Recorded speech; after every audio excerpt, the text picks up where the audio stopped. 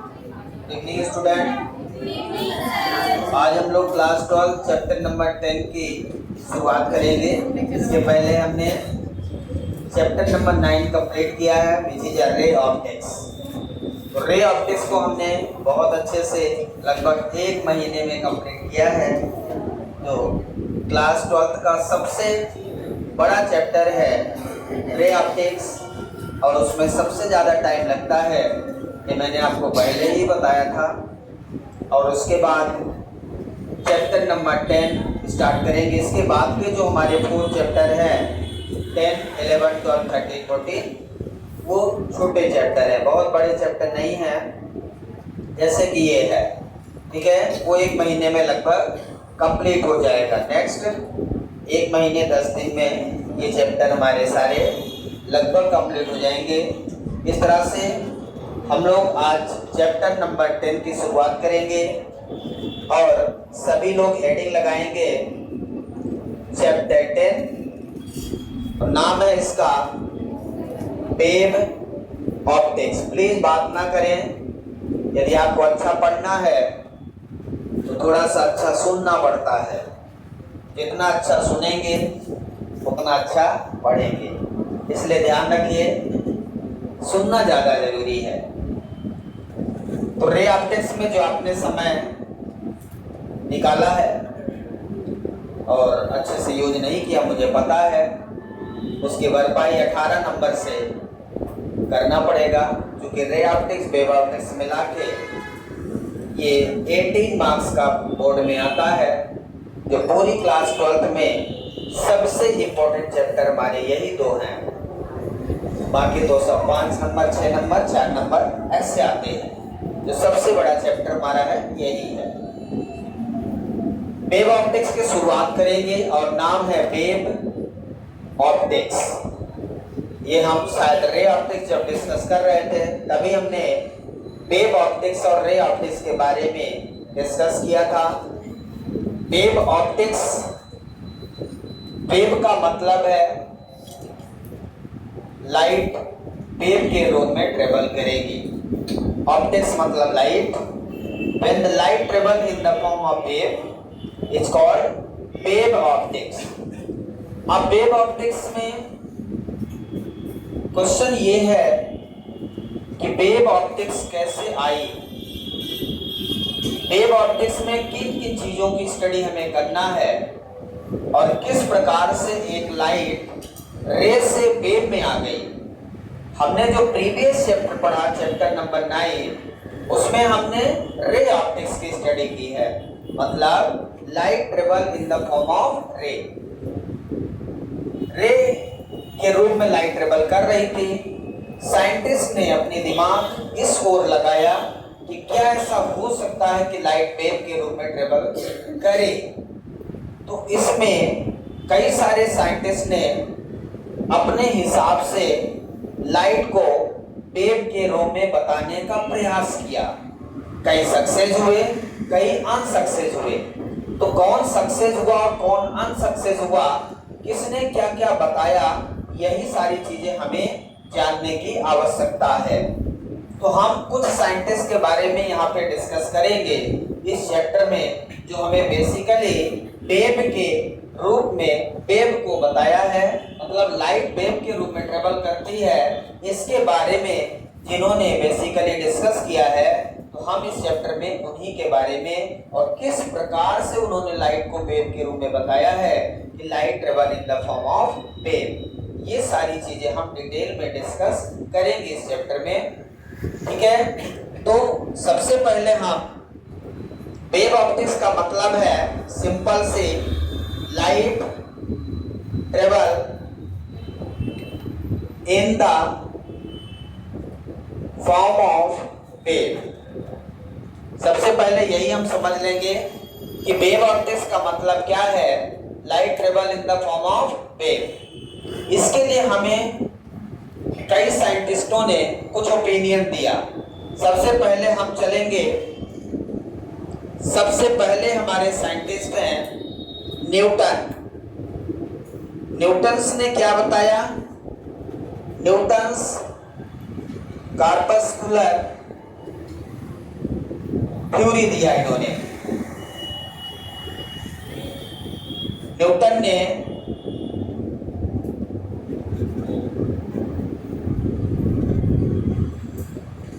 बड़ी गड़बड़ी है यार। न्यूटन्स ने कार्पस्कुलर थ्योरी दिया है, न्यूटन्स कार्पस्कुलर थ्योरी के नाम से जाना जाएगा। इसके बाद इसमें हाइजेंस साहब ने अपना हाथ लगाया। Huygens wave theory, Huygens wave theory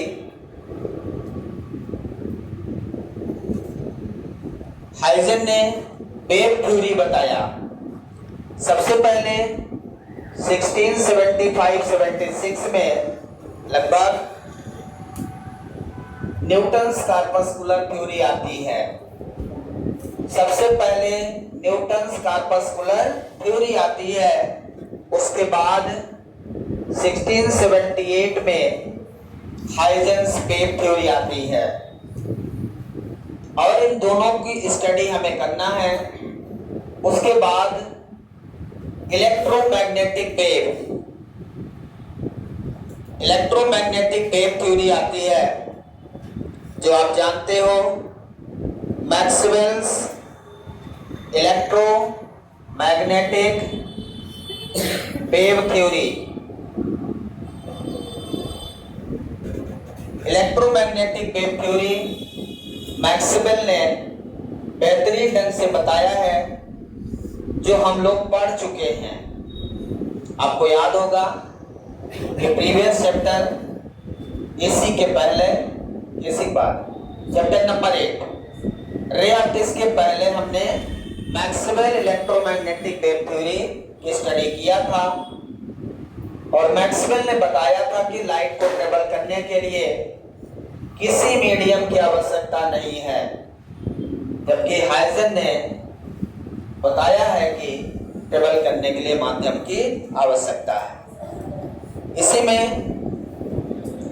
Einstein, Albert Einstein experiment हम लोग पढ़ेंगे। जो अगला चैप्टर आएगा उसमें हम उसको डिटेल में डिस्कस करेंगे। इन सारी थ्योरी को गलत करते हुए अल्बर्ट आइंस्टीन और आगे बढ़ जाते हैं और बोलते हैं कुछ नहीं है, तुम सब जब वेव कर रहे हो ना, ये कुछ नहीं है, सब पार्टिकल है। वहां लाइट वेव चल रही थी, यहाँ लाइट को पार्टिकल बता के आइंस्टीन निपट गए। तो सारी समस्या जो हम पढ़ रहे हैं वो आगे दूसरे साइंटिस्ट आएंगे और केमिस्ट्री की तरह आगे, केमिस्ट्री में आप जानते हैं जो पीछे हुआ रहता है उसको फेल करके आगे बढ़ जाते हैं। वही काम हम यहाँ से शुरू कर दिए हैं। अब आगे जितना आप पढ़ेंगे बहुत सारा केमिस्ट्री जैसा रहेगा, इसलिए आपको ध्यान रखना है। तो हम 1 बाय 1 इनको डिटेल में डिस्कस करते चलेंगे। ये हमने कर लिया है। ये 2 टॉपिक अभी हम डिस्कस करने लिखा आपने, इसको नोट डाउन कर लेंगे, ठीक है ना। Maxwell electromagnetic wave theory. इसके बाद अब हम सबसे पहले न्यूटन्स कार्पस्कुलर थ्योरी को डिस्कस करेंगे, जो आपको समझना है अच्छे से, ठीक है। हम न्यूटन्स कार्पस्कुलर थ्योरी को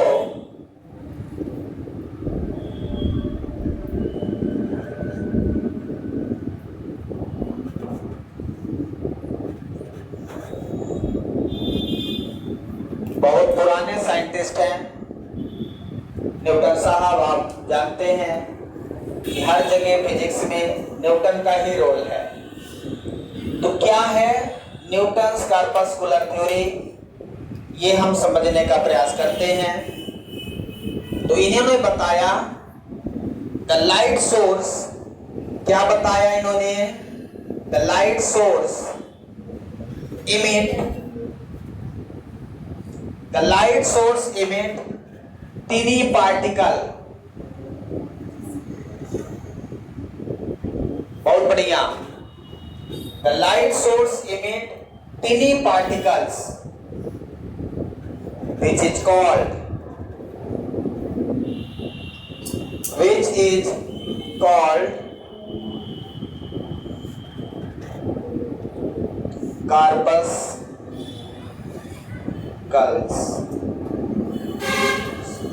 is called corpuscles,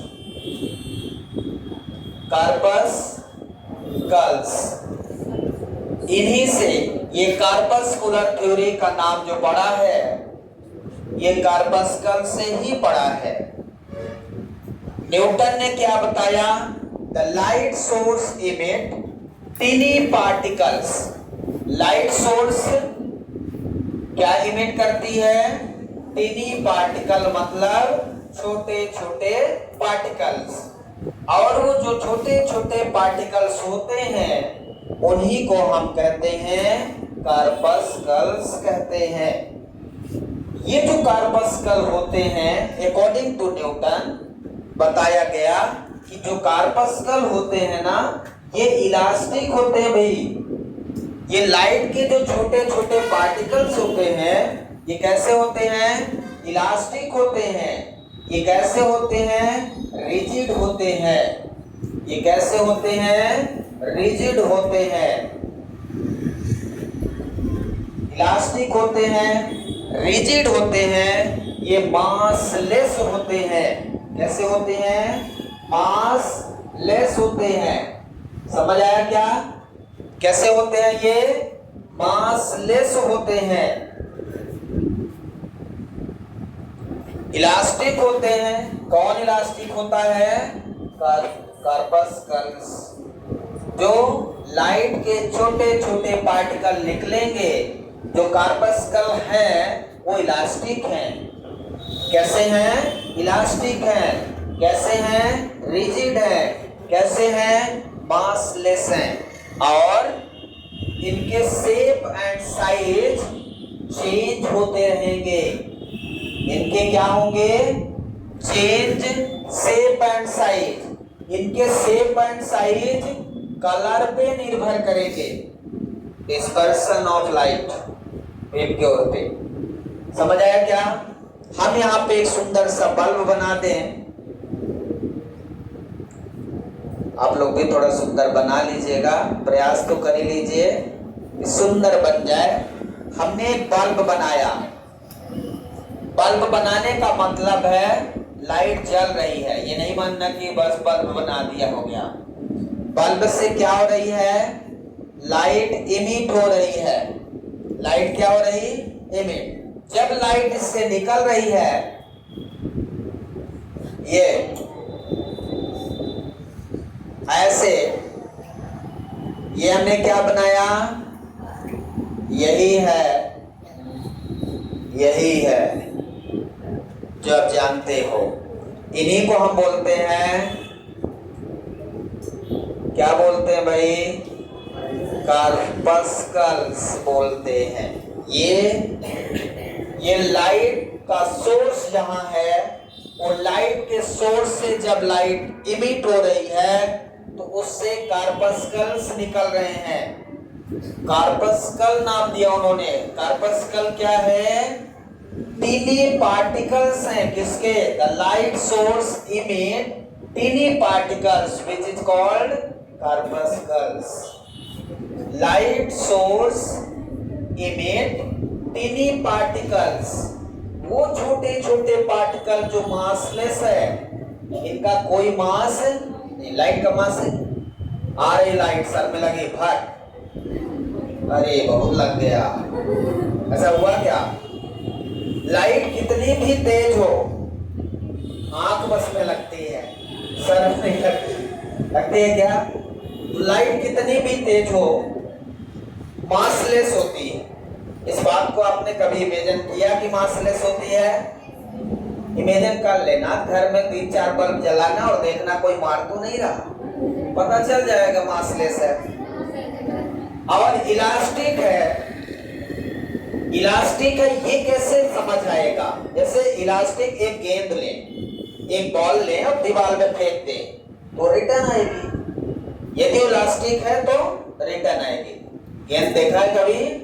ऐसे लाइट गई, टकराई और लौटी, हुआ क्या? ऐसा कि चली गई, लौटी नहीं है।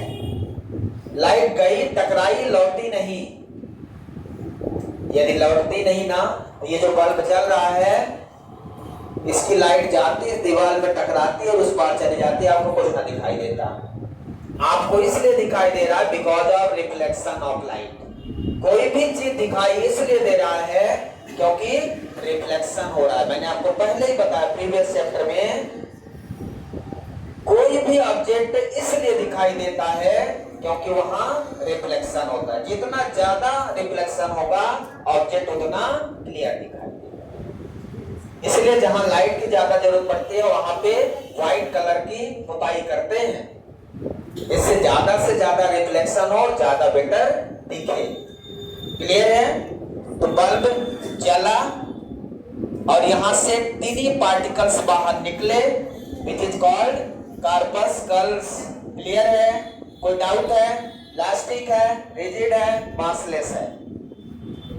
अब ये कोई पूछ ले गलती से, उसे जानबूझ के नहीं पूछेगा कि जो कार्पस्कल इस बल्ब से निकले हैं उनकी स्पीड क्या होगी और कहां जाएंगे आगे, कहीं जाके टकराएंगे, एक मीडियम से दूसरे मीडियम पे जाएंगे कि नहीं जाएंगे। यदि आपको लगता है कि नहीं जाएंगे तो फिर आप गलत सोच रहे हैं। The corpuscle travel with the speed of light। Speed of light ध्यान रखिएगा, बहुत इंपॉर्टेंट चीज बताया इन्होंने। 3 into 10 power 8 मीटर पर second in the medium. Corpuscle को ट्रेवल करने के लिए किसी मीडियम की रिक्वायरमेंट है और उस मीडियम में जो कार्पस्कल ट्रेवल कर रहे हैं वो स्पीड ऑफ लाइट से ट्रेवल कर रहे हैं। ये बड़ी बात है और ये हम जानते हैं कि लाइट की स्पीड 3 into 10 पावर 8 मीटर पर सेकेंड होती है। जो सबसे इंपॉर्टेंट टर्म इन्होंने दिया जो आज के समय में इनवैलिड हो गया। अब इनवैलिड होगा तभी तो दूसरा साइंटिस्ट आके कुछ ना कुछ नया बताएगा। तो इनका जो कॉन्सेप्ट था उसको हाइजेंस ने किस प्रकार से इनवैलिड किया, इनका कॉन्सेप्ट क्या था पहले ये समझ ले। इन्होंने कहा, समझिएगा, the speed of light is more in denser medium. बड़ी समस्या है।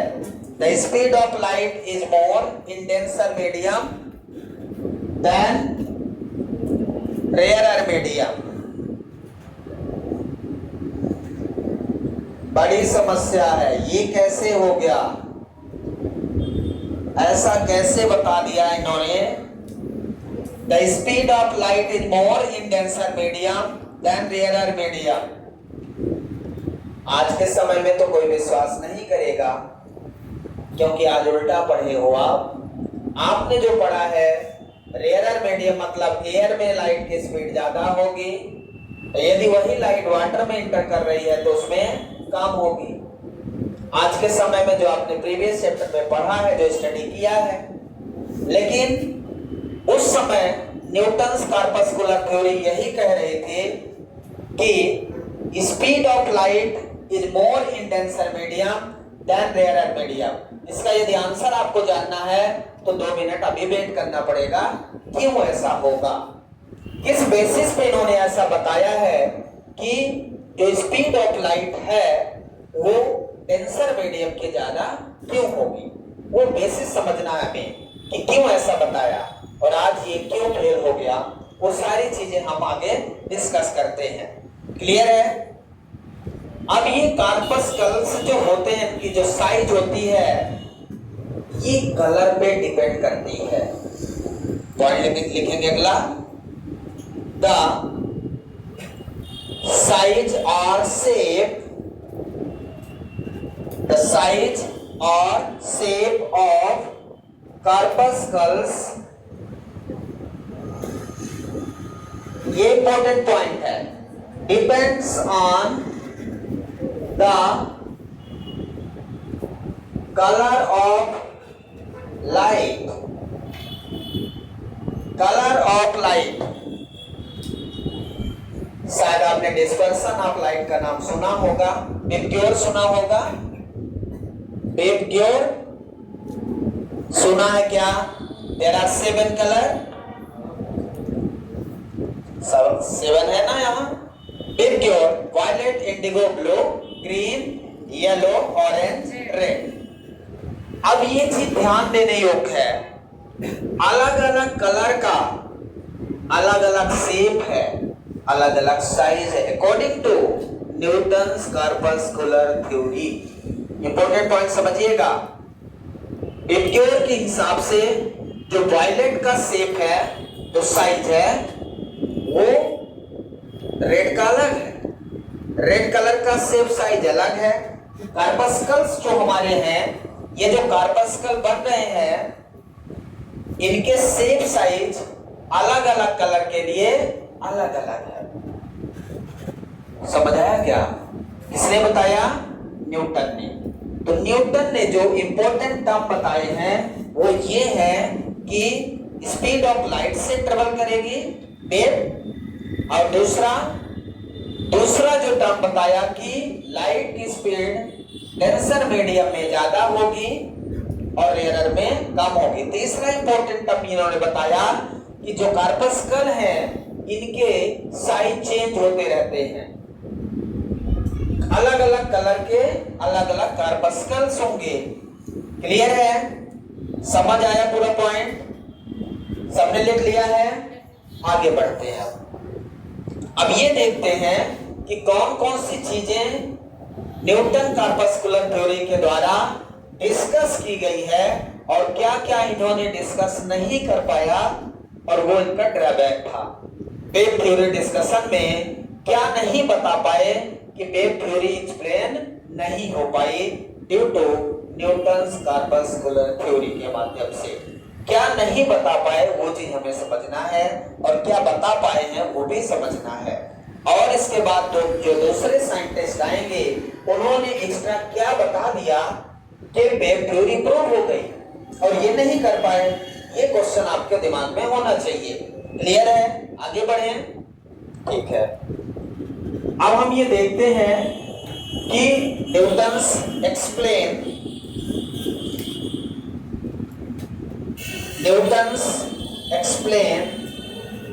क्या क्या एक्सप्लेन किया इन्होंने। उनमें सबसे इंपॉर्टेंट पॉइंट जो एक्सप्लेन किया इन्होंने, rectilinear propagation of light.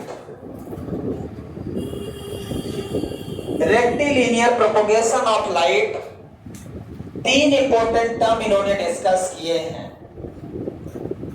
Newton corpuscular theory के माध्यम से 3 इंपॉर्टेंट टर्म्स जो एक लाइट को ट्रेवल करने के लिए आवश्यक होते हैं, वो 3 इंपॉर्टेंट टर्म इन्होंने डिस्कस किए हैं। और आगे जब हाइजेंस आएंगे तो कुछ और टर्म डिस्कस कर देंगे, जिसके बाद ये प्रूव हो जाता है कि लाइट वेव के रूप में ट्रेवल करेगी। और उसके बाद फिर आइंस्टीन आएंगे अगले चैप्टर में, और वो डुअल नेचर पढ़ा के चले जाएंगे। डुअल नेचर पढ़ेंगे हम, लाइट के डुअल नेचर। और फिर डी ब्रॉगली आ जाएंगे, जो दोनों नेचर को एक साथ एक्सप्लेन करेंगे। जो आइंस्टीन गलत करके जाएंगे उसको डी ब्रॉगली प्रूव कर देंगे फिर से। आइंस्टीन बोलेंगे क्या कि वेव नहीं होती, क्या होती है? सब पार्टिकल्स होते हैं, फोटॉन होता है बस। ठीक है, और उसका भी यूज हम लोग देखेंगे जैसा उन्होंने बताया है। बहुत अच्छे से समझेंगे उसको हम अगले चैप्टर में। पहले ये चैप्टर अच्छे से समझ लें, अगला तो हो गया, बन ही जाएगा आपसे। Rectilinear propagation of light. Propagation का मतलब वेव का चलना। ठीक है, वेव के चलने को यदि हम बताना चाहें तो शब्द है प्रोपगेशन। प्रोपगेशन यदि वर्ड सामने आ जाए तो हमारे मन में ये आ जाए, इसका क्या मतलब है? चलना। वेव के चलने को प्रोपगेशन ऑफ वेव कहते हैं। क्लियर है? तो लाइट के चलने को वेव के फॉर्म में प्रोपगेशन बोलेंगे। प्रोपगेशन समझ आया? प्रोपगेशन वर्ड की मीनिंग तो पहले समझो। कई लोग सोचते हो गया, क्या करना है, बोर्ड में लिखा है तो लिख लेंगे। अरे लिखने से कोई मतलब थोड़ी समझ आता है, मतलब तो बात करने से समझ आता है। यदि आप बात कर लो आपस में, नहीं आता। जैसे किसी के आज बिना खाए चला बता रहा होगा कि आज हम तो बिना खाए आए हैं। तो खाए हो? अच्छा, क्या क्या खाए? यही सारी चीज क्लास में डिस्कस करेंगे। अरे बाद में डिस्कस कर लेना, खाना पीना कौन सा। तो रेक्टिलिनियर प्रोपगेशन ऑफ लाइट क्या बताता है? हम इस टॉपिक पे हैं, ठीक है। रेक्टिलिनियर मतलब सीधा। रेक्टिलिनियर वर्ड का मतलब सीधा, स्ट्रेट पाथ। प्रोपगेशन का मतलब चलना। और लाइट तो जानते ही हैं, बताने की जरूरत नहीं है, फॉर्म ऑफ एनर्जी, ठीक है। लाइट ट्रेवल, यहां पे light travel in the straight path, straight path with the speed of light, ठीक है ना। Straight path in the medium, in the medium with the speed of light,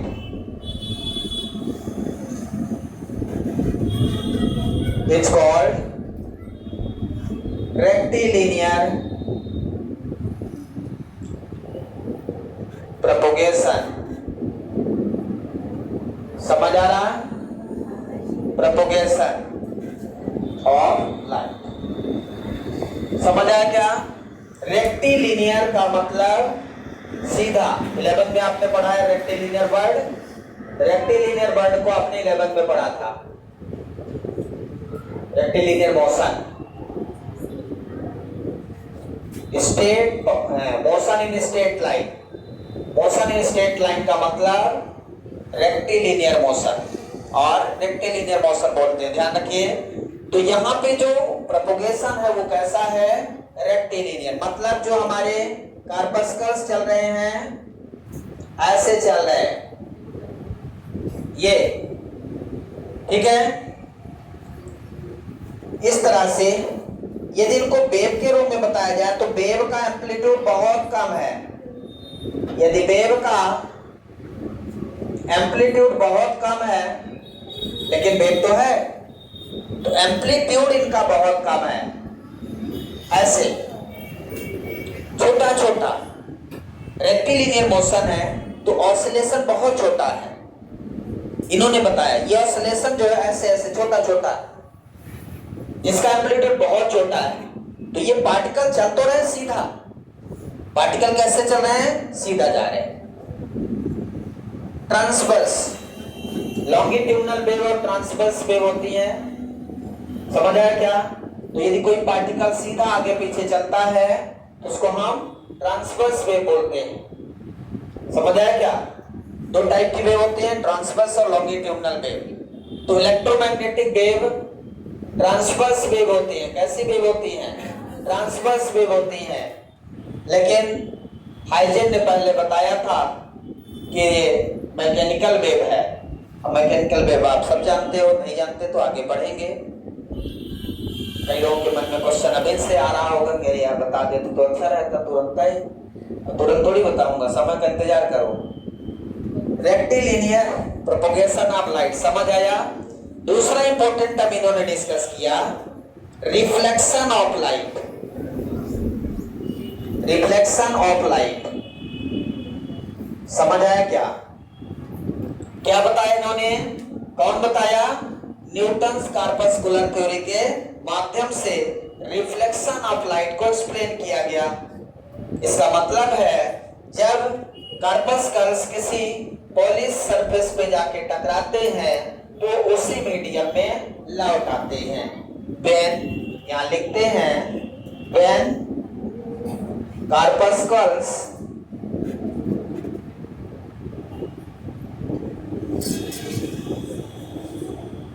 incident when corpuscles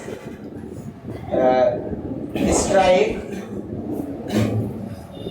on a polished surface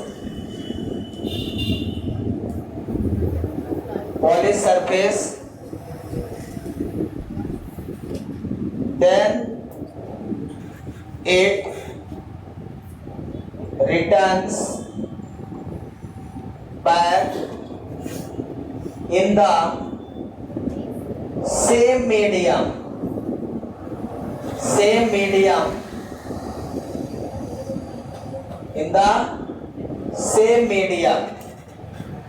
when corpuscles strike on a polished surface then it returns back in the same medium with follows by law of reflection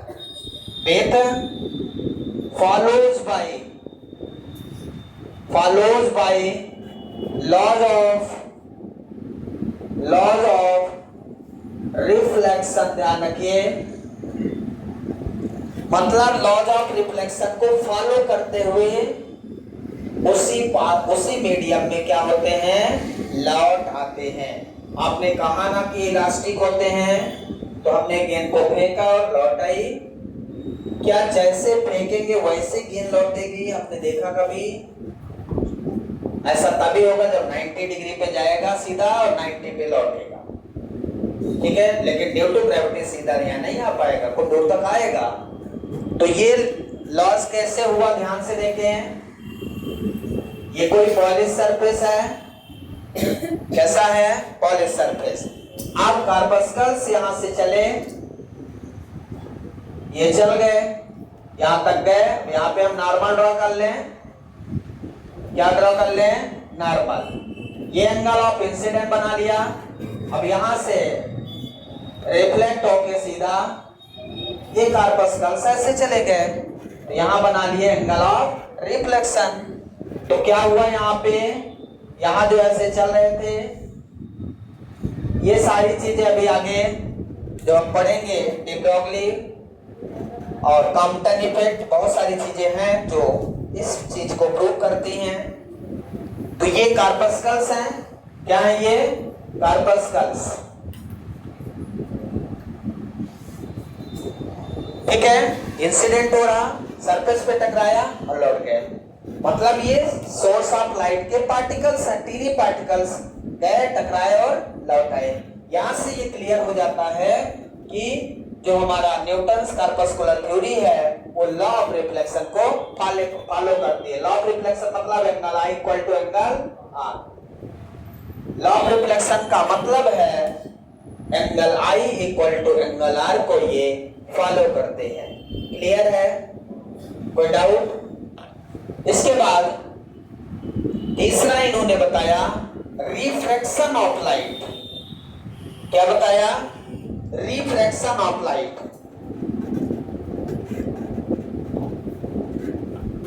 third important terms को इन्होंने explain किया है due to corpuscular theory. Refraction of light समझाया क्या, क्या explain किया इन्होंने, refraction of light को एक्सप्लेन किया। अब आप जानते हो रिफ्रैक्शन ऑफ लाइट का क्या मीनिंग है। जब कार्पस्कल एक मीडियम से दूसरे मीडियम में ट्रेवल कर रहे होंगे तो वो भी लॉ ऑफ रिफ्रैक्शन को फॉलो कर रहे होंगे, जो आप पढ़ चुके हो। तो मैं यहां पे लिखता हूं कि when corpuscles incident from one medium to another medium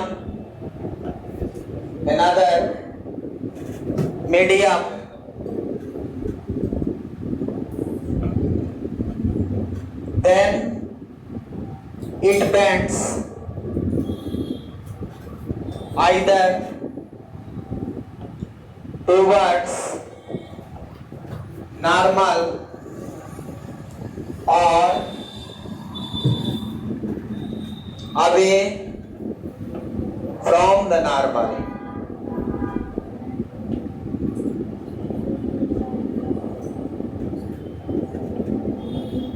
is called refraction of light. It follows by laws of refraction. It follows laws of refraction. इसको फॉलो करते हैं laws of refraction. Laws of refraction मतलब Snell's law. यदि कोई laws of refraction बोले simple से हमें Snell's law समझ आता है. Sine i by sine r equal to mu. इसी क्वेश्चन में इसी डिफिनेशन के साथ आपको वो आंसर मिलने वाला है. इसमें मैंने आपको बताया था कि लाइट जो कार्पस्कल्स हैं वो डेंसर मीडियम में ज्यादा स्पीड से ट्रेवल करते हैं. यहीं पे मैं बताने वाला हूं, ध्यान से समझिएगा आप. ठीक है, क्वेश्चन का आंसर समझना है. कैसे speed of light denser medium में बढ़ जाएगी, ये आपका क्वेश्चन है, ध्यान रखना है. अब हम यहाँ पे डायग्राम के माध्यम से एक्सप्लेन करते हैं रिफ्रैक्शन ऑफ लाइट को. रिफ्रैक्शन ऑफ लाइट के लिए दो मीडियम का होना जरूरी है.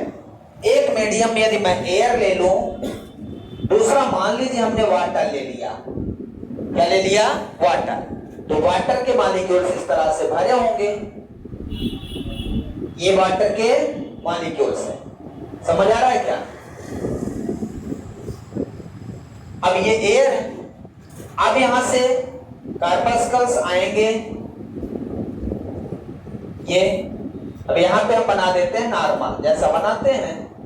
क्या बना दिया हमने? नॉर्मल. ये हो गया एंगल ऑफ इंसिडेंस. ये कार्पस्कल्स ऐसे आ रहे थे. अब इस कार्पस्कल्स को सीधा जाना चाहिए.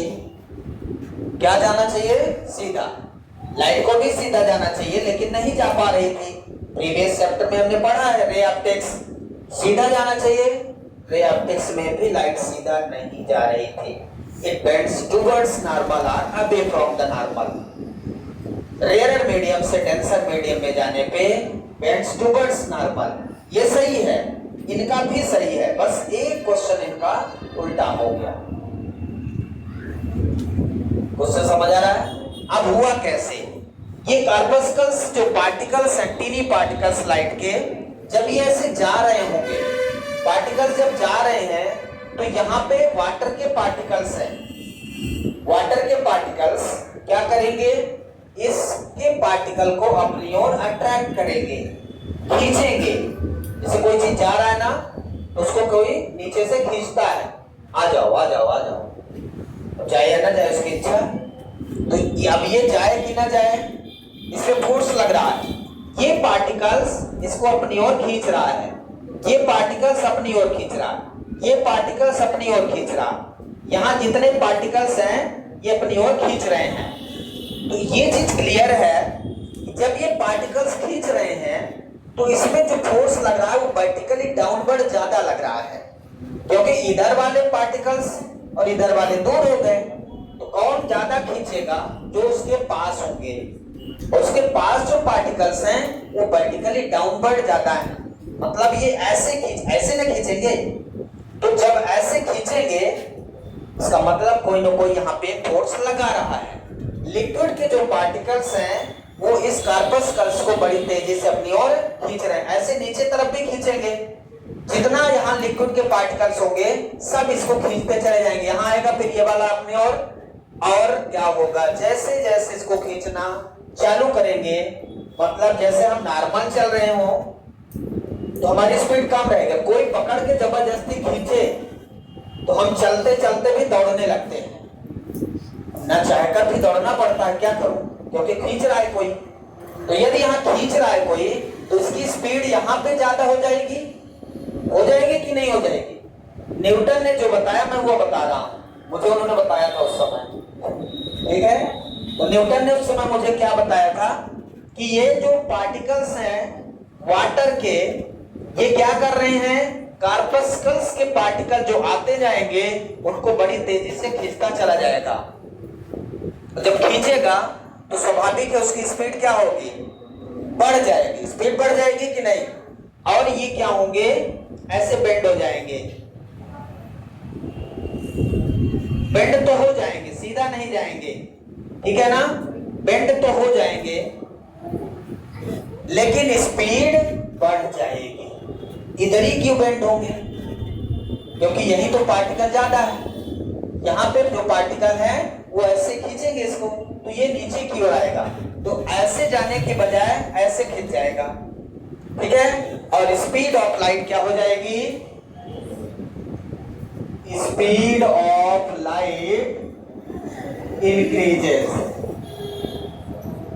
समझ आया क्या, समझ आया क्या। तो इस तरह से न्यूटन ने यह बताया कि जो कार्पस्कल्स होते हैं उनकी speed of light denser medium में ज्यादा हो जाती है। कैसे बताया, समझ आया सबको। इस प्रकार से कार्पस्कल्स की speed of light denser medium में ज्यादा हो जाती है। अभी हाइजेंस आएंगे वो तो और बड़ी बड़ी चीज बताएंगे, ठीक है ना, उनका इंतजार करिए थोड़ा सा, ठीक है। क्लियर है यहाँ तक। अब आते हैं हम आगे, यहाँ तक अच्छे से समझ लीजिए आप लोग।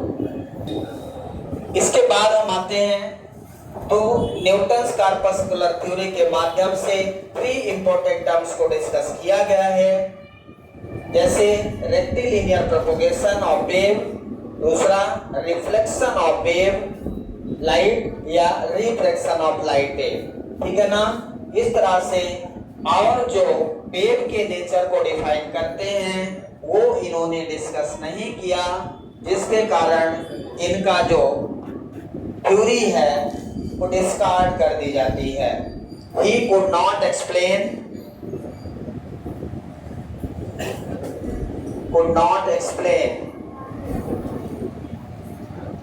क्या इन्होंने एक्सप्लेन नहीं किया, हम ये समझने का प्रयास करते हैं। तो इन्होंने जो एक्सप्लेन नहीं किया इनके लिमिट से बाहर था, जो करना चाहिए था नहीं कर पाए उस समय, तो क्या है वो पहला है इंटरफियरेंस। हम इनको बाद में डिटेल में डिस्कस करेंगे, अभी केवल हम ये जानते हैं कि क्या डिस्कस नहीं कर पाए। हम इनके बारे में इंटरफियरेंस को डिटेल में आगे डिस्कस करेंगे, व्हाट इज इंटरफियरेंस, ठीक है। तो इंटरफियरेंस जब दो या दो से अधिक 2 or more than 2 light sources with same amplitude, same frequency, same wavelength travel in the same direction, तब उस समय इंटरफियरेंस होता है जब वेव मिलती है, ठीक है ना। तो आगे हम एक्सप्लेन करेंगे, क्या नहीं एक्सप्लेन कर पाएंगे, इंटरफियरेंस के बारे में ये नहीं बता पाए। दूसरा इन्होंने नहीं बताया डायफ्रैक्शन।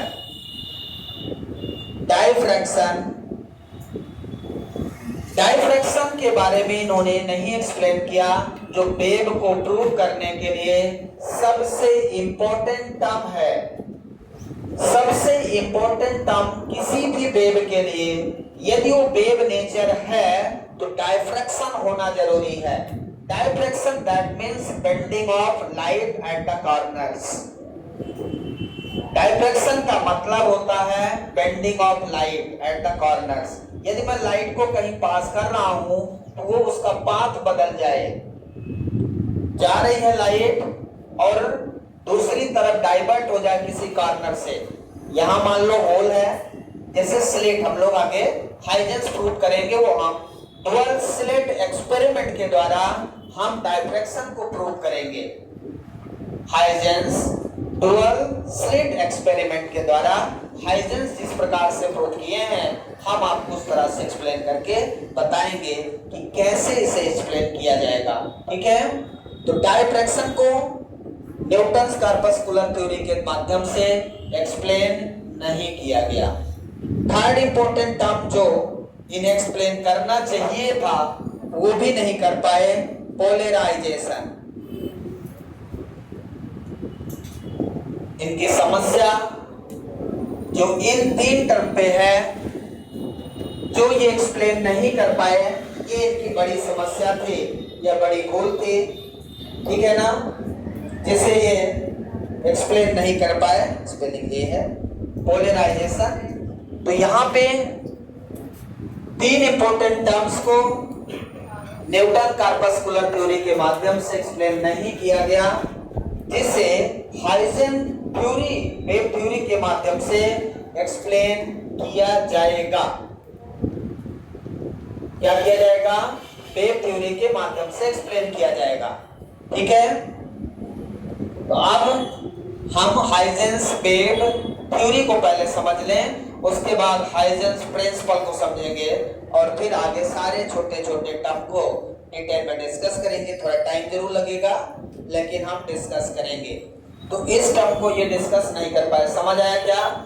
अब ये टर्म है क्या, ये आगे हम डिटेल में डिस्कस करेंगे। वेट करिएगा आप लोग, ऐसा नहीं कि बस एक ही दिन में सब हो जाए, इंतजार करना पड़ेगा। अब हम न्यूटन कॉर्पस्कुलर थ्योरी को हटा देते हैं क्योंकि इनका काम समाप्त हो गया, ये फेल हो गए। तो अब आगे पढ़ेंगे, टाइम है हाँ, बस 2 मिनट। हेडिंग लगा लेंगे, हाइजेंस वेव थ्योरी।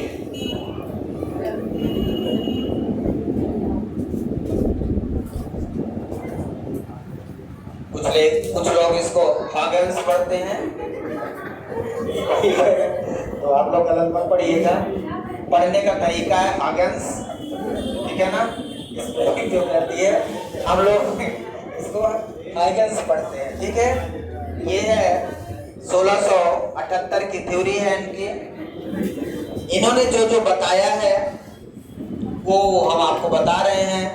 पहला इन्होंने वही बताया, सारे फेनोमेना जितने यहाँ पे एक्सप्लेन किए गए, जो कॉर्पस्कुलर थ्योरी के माध्यम से एक्सप्लेन किया गया वो तो इन्होंने एक्सप्लेन किया ही किया है, और जो हमने यहाँ पे बताया he could not explain. Corpuscular theory के माध्यम से जिसे एक्सप्लेन नहीं किया गया वो भी हाइगन वेव थ्योरी के माध्यम से एक्सप्लेन कर दिया गया। इस तरह से वेव थ्योरी प्रूव करने वाले साइंटिस्ट हाइगन्स कहलाए। ध्यान रखना है, इनका बहुत इंपॉर्टेंट है। इन्होंने कहा, इन्होंने पहला इंपॉर्टेंट टर्म ये कहा कि ये जो लाइट वेव है ये मैकेनिकल वेव है। कैसी वेव है? It is a mechanical wave, mechanical wave. अब ये जब इन्होंने एक्सप्लेन किया, यहाँ लाइट, इट इज का मतलब यहाँ पे लाइट, ठीक है ना। लाइट इज अ, लाइट लिख दो नहीं तो समझ नहीं पाओगे इट कौन है ना, ठीक है। Light is a mechanical wave. अब बात आ गई मैकेनिकल वेव की, तो मैकेनिकल वेव का मतलब it travel to required a material medium. आपने साउंड वेव पढ़ा है 9th में, भगवान जाने पढ़ा कि नहीं पढ़ा sound. Light is a mechanical wave. कैसी वेव है? मैकेनिकल। मैकेनिकल वेव का मतलब है light travel to require material medium. Material को बेटा दो यार, काहे का जगह में मटेरियल मीडियम। समझ आया क्या? लाइट को ट्रेवल करने के लिए क्या चाहिए? मटेरियल मीडियम चाहिए। बड़ी समस्या। हाइगन ने कहा वो मटेरियल मीडियम क्या है? इन्होंने कहा वो ईथर है भैया। वो क्या है? ईथर है। इन्होंने कहा बस इस पूरे ब्रह्मांड में कोई मीडियम नहीं है, जो है वो ईथर है। एक ही मीडियम है, एक ही मीडियम है। ये और एक समस्या खड़ी हो गई, कोई दूसरा मीडियम है नहीं पूरे यूनिवर्स में। हाइजेन ने कहा कि एक ही मीडियम है, उसका नाम दिया ईथर। ईथर मतलब लो डेंसिटी, इन्होंने बताया elastic and low density medium. ये जो ईथर है ये लो डेंसिटी है। कैसा है? लो डेंसिटी का। पूरे यूनिवर्स के मीडियम को एक शब्द में एक्सप्लेन कर दिया इन्होंने, ईथर। समझ आया क्या? मैकेनिकल मीडियम है, मैकेनिकल वेव है, तो वेव को ट्रेवल करने के लिए मीडियम की आवश्यकता है, ये भी सच है। लेकिन यदि ये सच है तो मीडियम है ईथर है। पूरे विश्व में एक ही मीडियम है, जहां भी वेव है, जहां भी वेव जा रही है वो ईथर है, कोई दूसरा मीडियम ही नहीं है। ये इनकी सबसे बड़ी बात थी। और मैक्सवेल साहब आए, सब उखाड़ के बाहर कर दिए। ना तुम्हारे मीडियम की जरूरत है हमको, ना किसी की जरूरत है, हटाओ सब। Electromagnetic wave propagate without medium, no medium required to travel it. Maxwell ने सब इसको खत्म कर दिया, कहा कि अब सब तुम लोग जो इधर उधर बता रहे हो ये कुछ नहीं है। वेव कहीं भी ट्रेवल कर सकती है, कोई माध्यम की आवश्यकता ही नहीं। तुम मीडियम बता रहे हो, कोई वेव की कोई मीडियम की आवश्यकता नहीं है, वो कहीं भी ट्रेवल कर सकती है। जहां भी ट्रेवल करेगी उसको मीडियम की आवश्यकता नहीं है। ये बता रहे थे मीडियम की आवश्यकता तो है, लेकिन वो ईथर है, सब जगह ट्रेवल कर सकती है, कोई नहीं रोक सकता वेव को। ये बात सही है कि कोई नहीं रोक सकता, बस इन्होंने उसको ईथर बता दिया। अब ये इलेक्ट्रोमैग्नेट, ये जो वेव है travel with the speed of light. Light wave travel with the speed of light. Speed of light बढ़िया है, इसमें किसी को कोई आपत्ति नहीं होना चाहिए। जो हम पढ़ते आ रहे हैं वही पढ़ लिए, कोई नया नहीं है। दूसरा, लाइट वेव इज आ, इन्होंने अच्छी बात बताई, wave is a longitudinal wave. Longitudinal wave and after that transverse wave. It explained by Maxwell. Transverse wave मतलब लॉन्गिट्यूडनल वेव है। यदि मटेरियल की रिक्वायरमेंट है तो लॉन्गिट्यूडनल वेव है, एंड ट्रांसवर्स वेव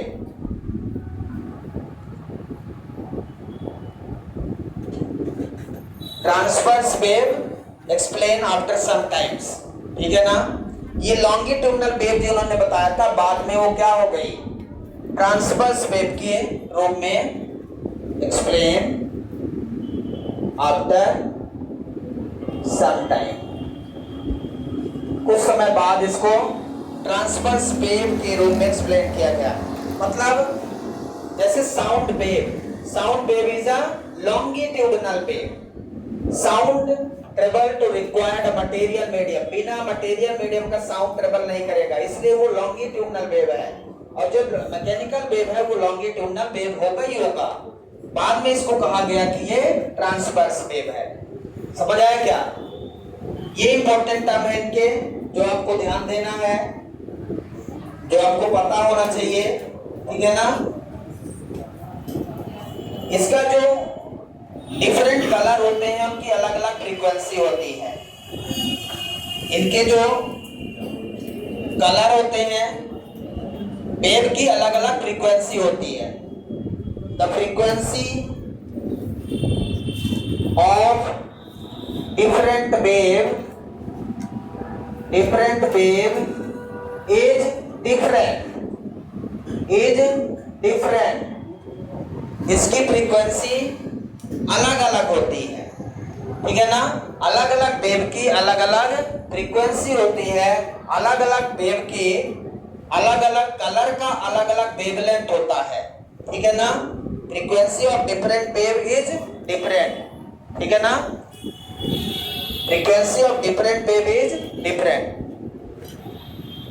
और फ्रीक्वेंसी ऑफ डिफरेंट कलर, ऐसा अगला पॉइंट लिख लेंगे,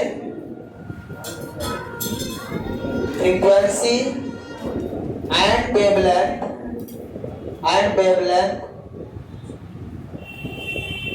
is different for different color,